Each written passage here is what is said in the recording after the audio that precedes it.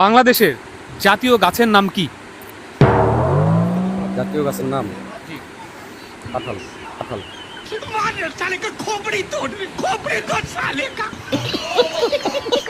কাঁঠাল। উত্তরটি সঠিক নিতে পারছি না। কাঁঠাল নয়। বলতে হবে, দ্রুত। কাঁঠাল। কাঁঠাল জাতীয় ফল, জাতীয় গাছ না। আমি বলেছি জাতীয় গাছের নাম কি? জোরে বলতে হবে। কি গাছ? জাম গাছ। জাম গাছ। আম গাছ। কিভাবে? কারণ ফলের রাজা হলো আম। ফলের রাজা কাঁঠাল। ডিসি প্যাস লাগাইয়া বাংলাদেশের জাতীয় গাছের নাম কি? জাতীয় গাছের নাম জি, জাতীয় গাছের নাম। আমরা জানি বাংলাদেশের জাতীয় মাছের নাম ইলিশ, জাতীয় ফলের নাম কাঁঠাল। কিন্তু আপনাকে বলতে হবে বাংলাদেশের জাতীয় গাছের নাম কি?